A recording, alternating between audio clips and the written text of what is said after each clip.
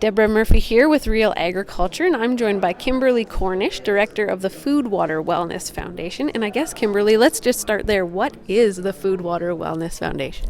We're a not-for-profit based in Olds, Alberta that is been set up to really advance regenerative agricultural practices, or practices that are agricultural practices that are environmentally regenerative. And you kind of mentioned in your presentation here at the Alberta Beef Industry Conference what regenerative means beyond sustainable, but can you just repeat that for our listeners? I am going to mercilessly steal this from Andrea Strovesawa, but she talks about the difference. Like in conventional agriculture, we look at growing plants from the soil, and when we make a shift to regenerative, we grow the plants for the soil. And one of the things that your organization is looking at when it comes to the soil is soil carbon. So a big project right now is a soil quantification project in Alberta. Can you give us kind of a background on that? For sure. I had been working with producers for several years, and I kept hearing these stories of, I've seen a 5% increase in my soil organic matter. I've seen a 3% increase in my soil organic matter. And in conventional soil science, there really isn't a space for that, because we still have that story that it takes 1,000 years to grow an inch of topsoil, which is true if you're looking at it geologically in the soil forming from the ground up, or from the subsoil up.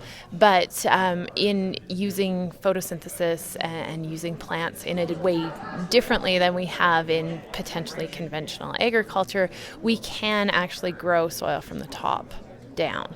And that is, we really wanted to find a mechanism that we could capture that increase that people were doing and understand more the practices that were contributing to that, and more background science into why and how it's happening. So you have 8 sites across the province, and what are you looking at those sites? We've used predictive soil mapping to create a sampling plan, and so we're using satellite imagery to really inform where we're taking those samples, and then we're going to be taking meter deep cores and looking at 4 different depths, looking at total organic carbon, bulk density, root depth, nitrogen, all the macronutrients, and also looking at the metagenomics of what's going on in the soil, so that all the microbes that are there.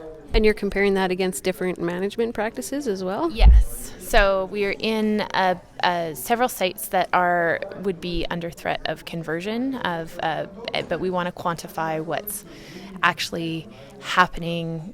So we have kind of like an anchor site that is a really well managed site, and then we've paired it often with sites that are more conventionally managed. So who are the farmers involved in this project? Did you go to them, or did they come to you?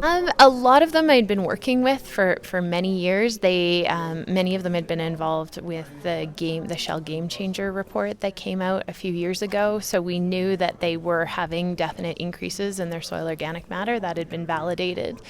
We're working with farmers from the Peace Country all the way down to Tabor, and in a variety of grazing and cropping systems. And I guess you kind of talked about it off the hop, but what is your goal with this project? What is your hope?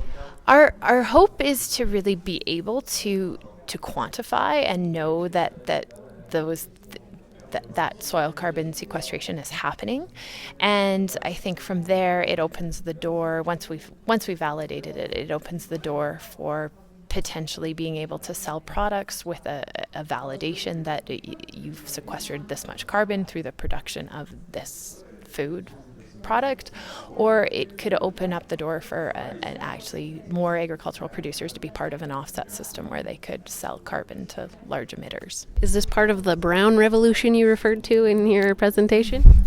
I hope it can be. I think that we have an incredible opportunity in agriculture right now to make a significant shift to be really a massive force for solving climate change and mitigating drought and flood.